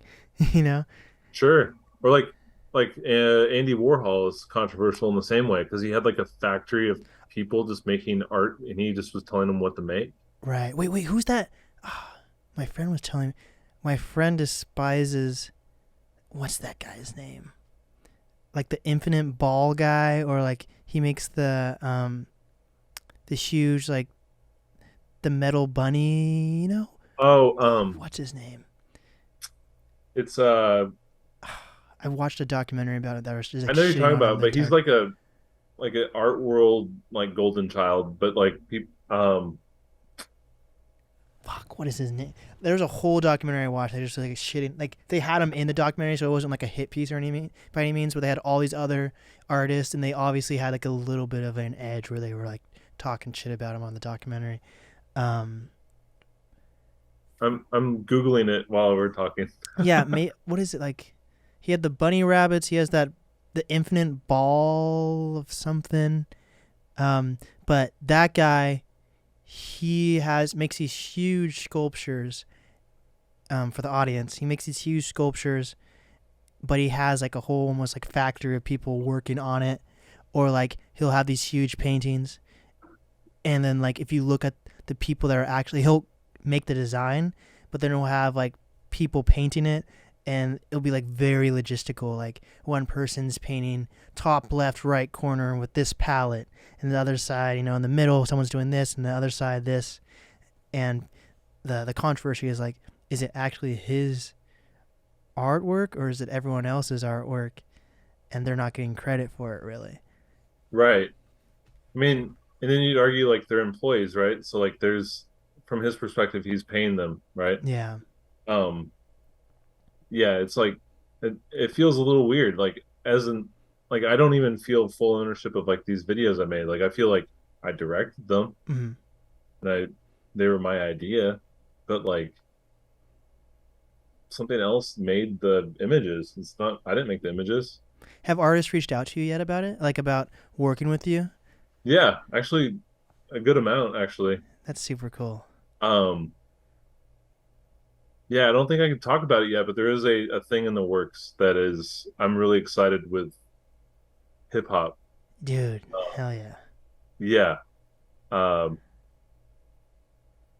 I was listening to some unreleased projects the other day and I'm gonna be collaborating with some people that I've been a fan of for a long time. Yeah. Hell yeah. So Yeah. what is your like relationship with hip hop? Because the music videos you have been releasing have been hip hop centric with, Sure. so if you're spending, like you said, hours like on Midjourney and then hours editing, you obviously have to like that type of music to spend that much time and invested in making a music video around Yeah. that. So Hmm. yeah, so like what is your connection relationship with hip hop? I'm trying to think like when it kind of like came into my life. Like it wasn't something I kind of grew up with in early life. Like Mm. there's probably I think probably elementary school was probably like towards the end of elementary school, maybe like it was it was like a bunch of like weird 90s early stuff that like transitioned into like what we know hip hop to be now. And like there's obviously it started in like the 70s and even a little bit earlier in some other music. But Mm. um to me it's the most creative music, like as a whole. But like there was years in high school I was like real into like rock and metal and stuff, but I was like always going back to like hip hop when I was especially like drawing or just wanting to like relax. And I don't think I can relax and listen to like a Rage Against the Machine song. Mm. You know what I mean? Like equally as creative and like poignant and like amazing, but um just for like the energy of the music, like it is just to me the most creative and just is like stimulating. Like you have like triple entendres and like wordplay that is just it evokes imagery. So I have in the past drawn things that just come to mind while I'm listening to music, right? It doesn't necessarily have to relate. Like it's not like a literal translation of the lyrics like we're doing now, like, Mm. but it's just like drawing and flowing with it because yeah, it's just I think it's the most creative form of music that we have currently. Mm.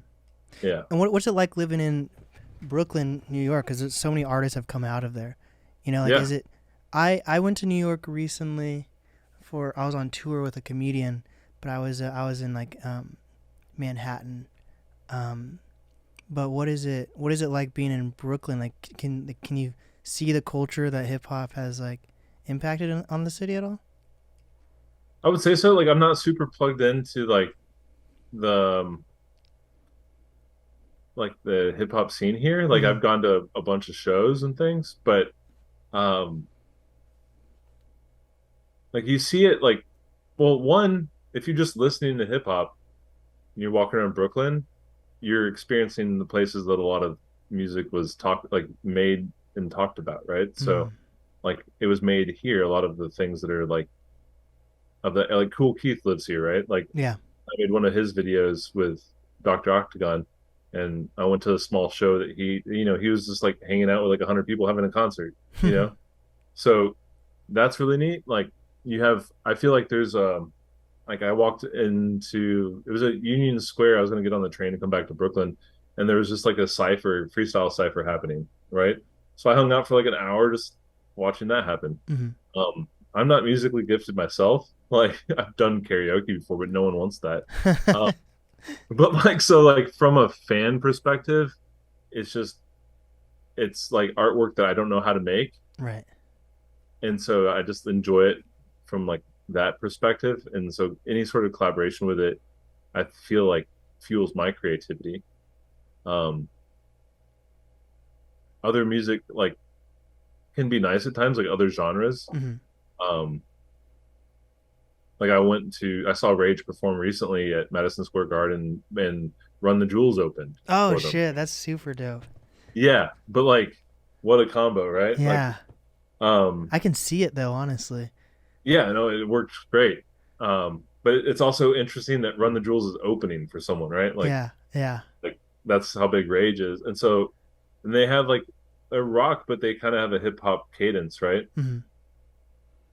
So yeah, it's just like you see it in Brooklyn in the sense that like if you're over in Bed-Stuy and you go to the train stop that is the J and Z train, that's where he gets his name, right? So you can see that. Like Mm-hmm. or you can like there's murals of Biggie all over the place or um yeah, so it's neat to like know that or like visualize places that you only had listened to previously.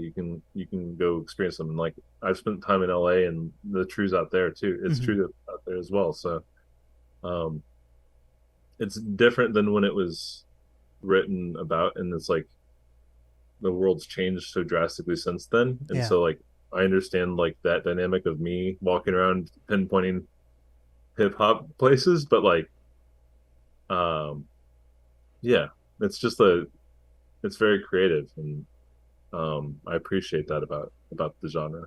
Yeah, I think that's awesome. I was literally the meeting I just had before we got on this interview was talking. I was talking to someone that works at one of the main like media companies, like newspaper companies in Seattle, and one thing that Seattle's struggling with right now is finding culture. And back to the tech, you can't blame everything on tech. Okay, I admit Can that though. too. A Yeah. lot, and a lot of people do. Yeah. Yeah. But what happens in Seattle is a lot of these people, tech people, move to Seattle, which raises the price of living in Seattle. So, like true Seattleites have to move farther and farther outside of Seattle. But a lot of these tech people that move to Seattle, um, there's a quite a few that plant their roots here, but there's also a lot of tech people who only move here for a few years to work at Amazon or Microsoft, and then it's on to the next thing. Yeah. But just because those people are on to the next thing doesn't mean that prices go back down, right? So the people that actually helped form the culture in Seattle are no longer in Seattle, and the people that are only here for a few years, they're like, where's the culture, right? And they're not going to be the ones that form the culture, right? So Seattle's in a weird place right now where it's obviously a tech city, but it's still very green out here, We're in the Pacific Northwest. Um, but it's pretty obvious that we're lacking culture. And one of the reasons I have this podcast is to like uplift people from all different parts of the world, but also inspire Seattle artists to be like, we can have a culture here, right? So to hear you being like, even from a fan perspective of hip hop, being like, I know things have changed, but we have this type. There's still culture in Brooklyn. I think that's kind of inspiring and cool to see. And I think Seattle can get back.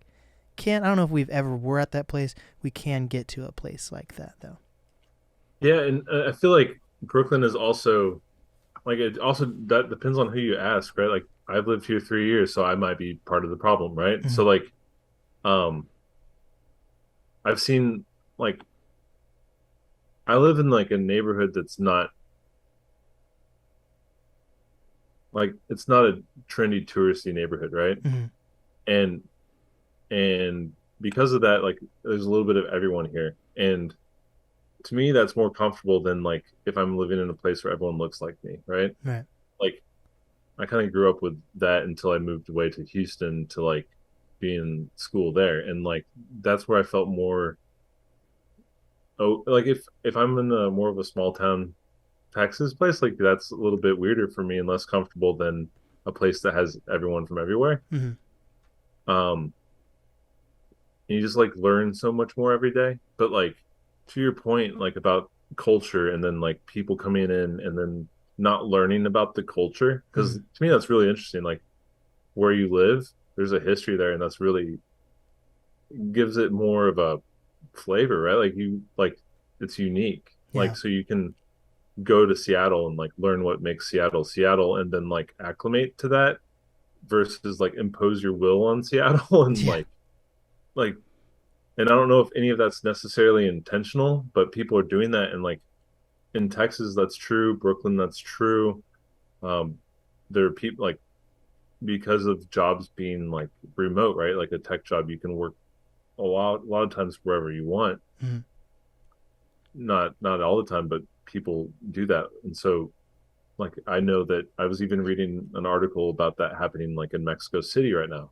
Like there a lot of tech people because it's central time zone, right? So you're living somewhere that's much cheaper to live, and you're like getting US dollars, and you can basically like live like a king, right? So like Mm-hmm. that's problematic to the people that live there their whole life and have a hard time making money to get by in the current economy. So like, I feel like that it's happening like in a lot of places. Like I moved here from Austin, but I'm spent the most of my life in Houston, and in Austin, I witnessed that. Like I have family in Texas, and I've gone to Austin most of my life, like at different points.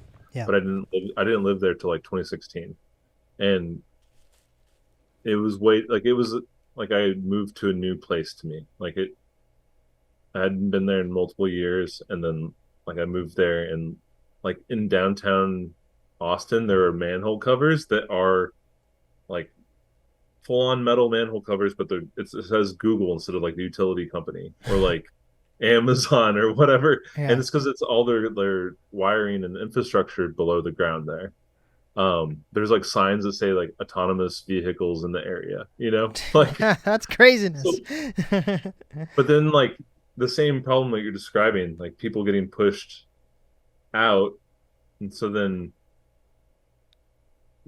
like there's a slogan, and I think Portland has it too, but it's like keep Austin weird. Hmm. Uh, but then people move there and they don't. It has like an identity crisis. I think that's what you're describing about Seattle, Right. where the people that live there don't recognize it, but they live there their whole lives. And then the people that are moving there think it should be something that's in their head. And each person that moves there has a different thought on what keep Austin weird is. And so then they're all like trying to make it that thing, and then it becomes a new thing. And then but then it becomes, like you said, more expensive. And um there's even like and so you see like the east sides of towns usually being like converted into like new living. And I don't know if that's true in Seattle as well, but is the east side being converted? Hmm. The East Side has always been kind of a wealthier area in Seattle, I would say. I would say it's Interesting. more. So Seattle's a really weird, and I'm also not a geographical guy or whatever. Sure, sure. But from my understanding and from my experience being in Seattle, um, the farther away you get from Seattle, the cheaper it gets. Um, and within 45 minutes or 30 to 45 minutes, it becomes like farmland, right? But a lot of that farmland's being turned into like cities or towns, like my grandma, when she moved to the east side of Seattle in the 70s, it was all farmland. And now it's one of the biggest like cities outside of Seattle. It's like it's called Redmond, and it's about probably 30 minutes, 20, 30 minutes outside of Seattle. And now it's like one of the big metropolitan cities in greater Seattle, right? Um, Yeah. but versus when I went to LA, it seemed like the heart of LA was where all the homeless people were, and the farther outside of LA you get, the more expensive it is. Seattle's kind of the opposite, but um, so the further out you get from Seattle, it gets a little bit more poor. But then they keep pushing that out farther because they're putting up more like Amazon companies. So Yeah. you keep going, but people aren't really the lower income areas aren't pushing out east. They're mostly pushing out north, which goes up to like Everett, Washington, or south towards Tacoma, Washington. That's interesting. You've probably heard the term like other side of the tracks. Mm-hmm. And I watched a TED talk about that a long time ago, and it helped like it reframed a lot of things for me because like in Austin and in Houston, the east side of the town used to be like, I mean, it still is mixture, but like it's like poor like side of town, and then like where a lot of artists were, Mm. right? So like in Brooklyn, there's a neighborhood called Dumbo. It's like where the carousel is on the other side of the water, like when you're looking at the skyline. Mm-hmm. Like if you're in Dumbo, you can just like you're right across the water looking at Manhattan. And so um back in the day that was just all artists because it was like a weird like seaside area. Now it's just like tourist central, but like the other side of the tracks thing was like everyone was bringing things into cities on train, right? And like there's all this dirty coal smoke in the air, like exhaust essentially, Yeah. and the winds were pushing it east more often than not. So people, like the rich people, didn't want to live on the east sides, Hmm. and so that's where they like let poor people live, or like force them to, I guess. Yeah. But like, so that's where that term comes from, is because it's like inherently like polluted. Like Interesting. that's different now because of how we receive goods and things, but like we pollute in so many other ways. But that's why those areas of town, at least that's true in Austin and Houston. But the TED Talk was also mentioning other cities. Um, that's kind of where that comes from. But that it's interesting how like back in the day, suburbia was like where people with money went to buy houses, and then everyone was like the cities were kind of poorer, and then like it kind of is reversed Right, now. right. Yeah. Yeah, That makes sense because a lot of Seattle artists, even Seattle artists that are only in their 30s or so, they used to live in Seattle coming up, and now they can't even really live in Seattle anymore. exactly. Yeah, That like, makes and I live sense. like Manhattan is the same distance from like, about 30 minutes to Manhattan, and I'm about 30 minutes to Coney Island. So I'm like in the middle for a similar reason. Like I don't want to live in Manhattan, but like I also don't want to live in like a super trendy part of Brooklyn either, because one, it's super expensive, but like um yeah, just like walking around in your neighborhood, like there's at least a neighborhood vibe where I'm at, as opposed to like in Manhattan, it's a lot of people that don't live there just coming and going, and there's like Mm-hmm. this transient energy that is a little like not unsettling, but it's like not calm. 100%. I would say I will say, especially where I'm at in life, when I did visit New York, it was very inspiring because of like how busy and people were go go go, which I could appreciate. I can't appreciate where I'm at right now. Yeah. But Well, I like going to it and then like experiencing it and then like coming home. true, Yeah. true. Yeah, I don't know if I'd want to live in the city there. Yeah, like it's the city that never sleeps. That might be a little. It's it'd be an experience for sure. Yeah, Yeah. that's very true. Damn, that's true. Lastly, I do want to. I don't think we really covered the. It's a little trendy, so I feel like it works to talk about the AI Yeah. rapper that got kicked off Epic. I think it was what was it? It wasn't Epic. It might have been Warner Brothers. I forget. We're missing all the information here, but there was an AI rapper who had been on like social media and TikTok, I think, since like 2018, and he gained enough prominence that it was given like a record deal, and within like a matter of days it was completely shut down. um, and this is a story of everything that went wrong though. so Yeah. so basically, um, it was there's a black guy that was voicing the AI, the AI, and the creators of the AI weren't paying the black guy, so that was one thing. So he wasn't going to get cut any part of that record deal. It was literally just going to go to the creators. Um, the AI was very like stereotypical and rapping about like shooting guns and selling drugs, even though it had never done that.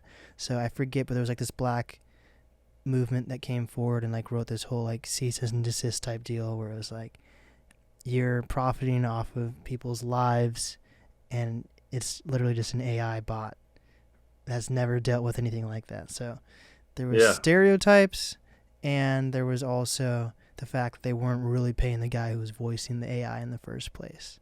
So um, that made the whole deal come crumbling down. Sure. But do you see something like that happening in the future where it is successful? Maybe. Like um like I know that similar things have happened. Like there's I think Microsoft made a Twitter bot that was all AI powered, Mm-hmm. and similar thing, they had to like just turn it off because it gained intelligence through all the interactions people had with it on Twitter. So, it became like the worst version of the internet instantly. Yeah. Um, which is like at its core kind of funny, but like Yeah. it's not funny when it's like a person, like a imitating a person, right? This rapper Yeah. scenario. Like there's a lot of like text to audio speech AIs, but they're all learning on other audio samples, right? So like Uber Duck is a website you can go and like put text in and like have Eminem's voice or whatever. Right. I've used So stuff like that for like little commercials. yeah, and like they sound weird, but like it if it's your voice that's been like sampled to become an AI, then you should have some sort of ownership of like there's an agreement there like to you should have some ownership of that, especially if someone else doesn't know it's AI and you're saying something that you would not say in real life. Hmm. And like it doesn't so it's interesting. The same problem in a way has happened to people that are like stock image people, right? Like stock photos. Right. If you're a stock photo person, you could be like on something like very wholesome, but then you could be on something very terrible. Yeah. There's my dog's heading back there. Um, but Oh, just there's real this app. Fuck. What is it called? There was this. I forget where I saw it, and I used it once or twice. There's like this stock image AI website that creates pictures of people that have never existed before. It's like, yeah, it's called this person does not exist. yeah, Yeah, yes. yeah, But sometimes it exactly. glitches out, and then it's like someone like eye on the top of the forehead, and then like sometimes it's like you could tell this wasn't real, but yeah.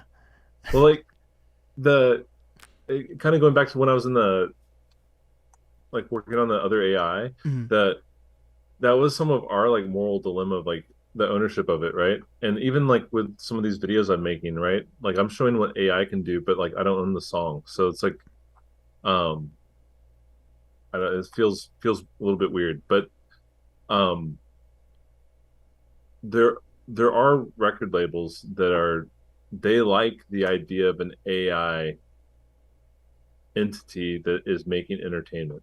Yeah. Like Tupac was a hologram at a concert, but he's dead, right? Like Mm. so that's that's wild. That's like borderline like resurrection, right? Mm. And like Tupac's not even approving that. Like someone else is making money. Like there's multiple people making money that aren't Tupac. And the same with that the rapper you're just describing, like the AI rapper with like someone's voice that is the rapper. Mm. But then there's like so there's record labels. I forget the girls. There's an Instagram account where it's like a digital influencer that's not necessarily AI, but it's like 3D rendered like I know what you're talking person. about. That girl's weird. Michaela, Oh god. I think they yeah. shut her So, down or something recently too. I forget. but that's owned by like record labels, and they like the thing there is there's not a person to push back against your creative thing. Like they're just making this digital person do whatever it is they want. So they own not only the IP of the outcomes, but they own the entity that is creating them. Mm. And so it's like owning a person and just like it's kind of like Britney Spears in a way, like the all of her ownership. Like Yeah. I'm laughing because that's not funny. It's just like that's terrible. It's awkward. It's like a defense mechanism laugh. 100%. Like she's a real person that kind of happened to, not kind of happened to, and then like this AI is a version of that. It's problematic. It's a tool that can be used by anyone, right? Right. So you're going to run into these like edge cases that are, I would say, in the minority, but they're going to cause the most controversy too. Mm. And then people are going to think that AI is that as a whole, but um, it should be like if it's created by people, right? AI is created by people. It's learning whatever we teach them. So like it should be delicate, just like it would you're teaching a small child. Like you should be kind. You should like instill some good values in it. It should be helpful. Yeah. Like, is the AI working? Like, does it want to be working? I don't know. Like, we can't make those decisions now, but there might be ethics in the future. Like, does the AI even want to be doing this? It's like, kill me Like, now, kill me now. yeah, exactly. Yeah. Oh my God. um, So where I want to say a lot of years just so that that's enough time to be creative with it. Where do you see AI in the next, let's say, 50 years? sure, man. I don't know because it's advanced even in the 4 years since I was really like in it last. Like it's advanced so far, but it still feels really like in its infancy. Got it. Um, I feel like I feel like if we're looking at like the chart of evolution, like the fish is like walking like now, maybe Hmm. like maybe there's like a leg popping out of a fish. Like it's not quite walking, but it's like you're like, oh, you're kind of walking. You're doing a good job. Like right now, it feels like there's a lot of people are amazed by it, but there's still like oh, it's kind of dumb. Like, and there are like smarter, like each AI, like we're saying, is siloed, like really intelligent on this one topic. Hmm. And so I feel like if we're able to mesh these together, and like I think I don't know if you've heard the term neural network, but you can kind of create many entities that speak to, amongst each other, and you could just basically like tether a lot of different information together so Like an it's Amazon networked. Echo. Yeah, exactly. Like there's all this data that lives everywhere, and when we're able to like sort it faster and then make future predictions with it on behaviors or um maybe it's creating artwork or helping you autocomplete your email when you're writing in Gmail, right? Hmm. Like those are all AI assisted things that we have now that we're kind of taking for granted. Um, so I feel like in a lot of ways it's going to just get smarter based on learning humans' behavior and helping us do like everyday tasks in a more efficient way so you can just kind of be more focused on the things that you care about. Like that's like a really positive view of what it could be. Hmm. I think like the Deltron video is like a negative, like the fearful view of what might happen. Like everything's gonna blow up and like the rich are gonna get richer. Like if I'm thinking about what will happen, like there's an idealistic thing that would happen where everyone has like it's equitable, but I think it's just gonna be like parts of it are gonna be used to sell things more. Like so ads are gonna get more sophisticated. They already are. Hmm. We're probably gonna get ads on our Instagram feeds about things we're talking about, right? So Yeah. like idealistically it's going to be like for the good of humanity and we're going to have like assistance and being able to be a little bit more human by like not having to worry about mundane everyday tasks. Hmm. That's what I think would be good. um yeah, monitoring like even like your health or like preventative things like that, like where you can detect things before it's a problem. um there's a lot of that already happening with like manufacturing, and computers are doing a lot of that. But automated driving, I think, is something I would love to have. I drive, but I don't have a car. But like when I drive, it's a kind of a stressful experience, especially here in Brooklyn, New Yeah. York. But like if all cars were automated and talking to each other, then there wouldn't probably be accidents, right? Hmm. But then I don't think we'll ever fully get there either. So Unless we're like iRobot one day.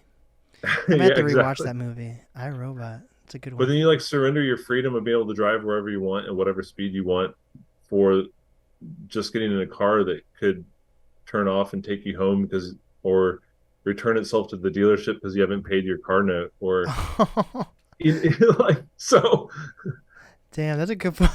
You used to wake up your cars.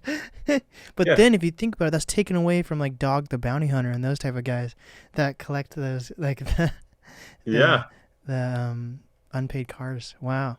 See, AI yeah. is taking everyone's jobs. There we go. Maybe, yeah. Poor dog the bounty hunter. That's funny as fuck. So with that, yeah, I think we covered a lot of AI stuff. We both dabbled in as much knowledge as we know about NFTs as we could. Um, Sure. Thank you for coming on the podcast. What is some advice that you have for up and coming artists, creators, influencers?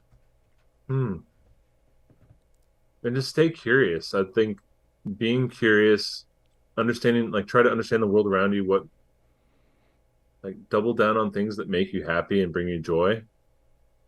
Um, if you make something and you like it, more than likely someone else is going to like it. Mm-hmm.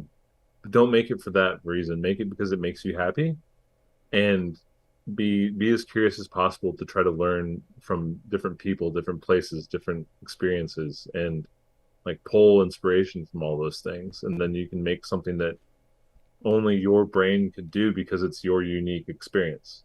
And if it's true to you, then it'll honestly be understood by more people than just you. Mm-hmm. But yeah, so that's what I'd say. And AI is our friend for now, at least. Yeah, I think honestly, like we shouldn't at the core, like if we're gonna be have a healthy fear, be friendly to AI and be kind to it. So like so that it'll remember. Like a crow. Don't crows hold grudges or something like that? Yeah. I think they do. They're smart. Yeah, and they can like figure out puzzles. Yeah. So just be kind to AI. Don't yell at your Alexa. Yeah. There's been a few times where I've said thank you to Midjourney. I'm not gonna lie. Yeah, I would too. It's made some crazy art with you. That's super cool. Check out where can people find your music videos, by the way? Yeah. So YouTube, my channel's Ben Gillin, Bengillin. And that same handle, you can find me on Instagram or Twitter, TikTok. I'm focusing on YouTube. And I mean, that was even an accident in itself because I couldn't text my friend a 700 megabyte file. I just put it on YouTube so he could see it. Yeah. And now we're here, and I mean that one has like over 250,000 plays. Damn. So, and do you have any advice for people that want to upload videos to like YouTube?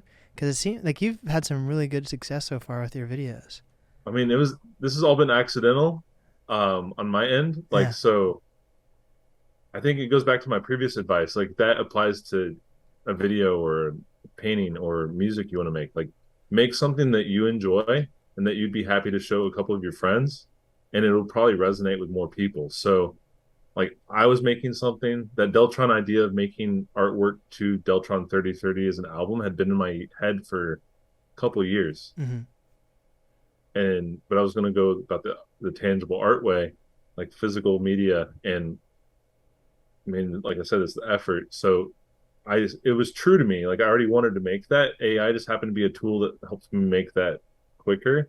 And so by that being true to me, like it's resonated with a lot of people. Yeah. Hell yeah. I'm a fan.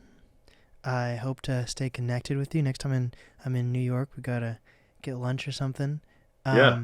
I definitely want to connect a New York and Seattle bridge with you and Seattle artists who'd probably love to work with you. Whether it is for these AI generated music videos or cover art, you know, you're part of the NAST community now, so nice. Shout out to that. And yeah, man, this has been the NAST podcast with Ben Gillin. Thank you so much for having me. Of course.